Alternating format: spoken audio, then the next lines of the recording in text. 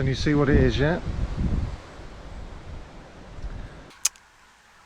This is the Caratacus Stone, which is 5th, 6th century AD, early medieval. It is not, however, it's sub-Roman, it's after the Romans left, but it's not Anglo-Saxons. They haven't arrived here yet. It's part of a culture trying to maintain its independence and its economy and so on.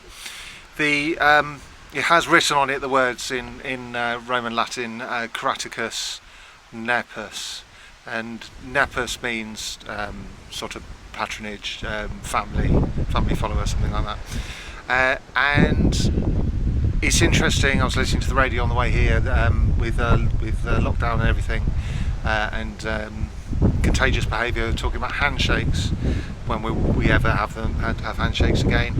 And they were talking there have been customs, some strange customs over the years to greet others. One of which is the Anglo-Saxons is the poets talk of putting their heads in the lap of their lords, which seemed very strange to us in this several centuries later, and also drinking from the teat of a lord's wife's breast to show patronage, and this is what we have here. Nepos is patronage.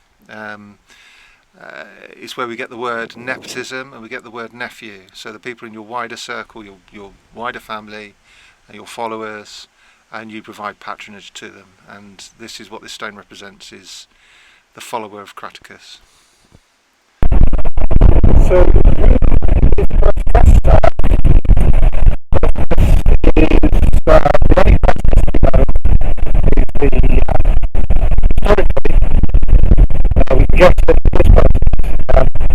historically, there was a war leader, 1st century, great British hero, a guy who opposed the Romans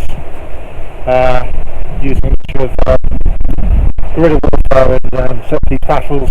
Obviously, the set-piece battles don't work, but we do know from the Vietnamese, from what happened in Vietnam, you can beat an overwhelming empire, overwhelming force against you. If you have the people on your side, you wage a guerrilla warfare. We also know from the history of the Balkans, which you can hold up for many years if you have a druid who makes potions by Caratacus. But this practice was finally beaten by, in the great British tradition of betrayal. He went up north, slowly pushed back, and fellow noble which caused problems for our policy, but well, that's the only thing we know about.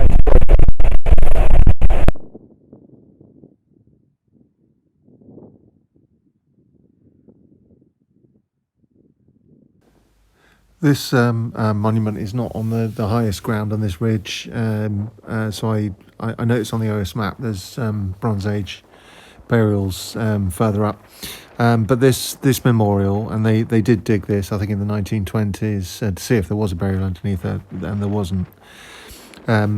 It almost definitely is a memorial to a person, and though it's not on the highest bit of real estate for ancient burials, which is quarter to half a mile to the west, it is nonetheless on a main route, and you can see from Dulverton to Winsbury, and you can Winsford. You can see the.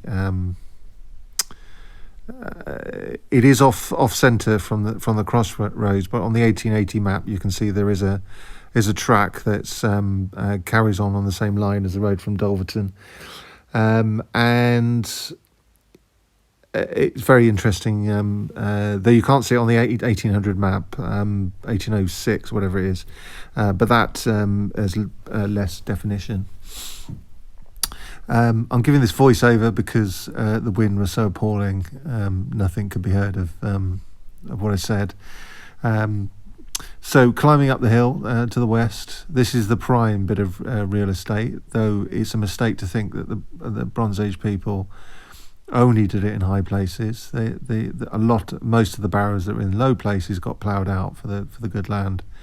It was just too much of a temptation for farmers over the last 5,000 years.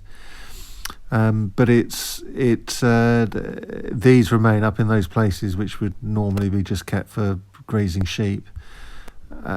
It was no skin off the farmer's nose to not plough it, and here you can see these beautiful round barrows.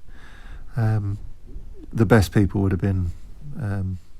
We don't know how they organised themselves. We can guess. There are egalitarian ways in which good, bad, and medium land was distributed into lumps to people. So it suggests some egalitarianism.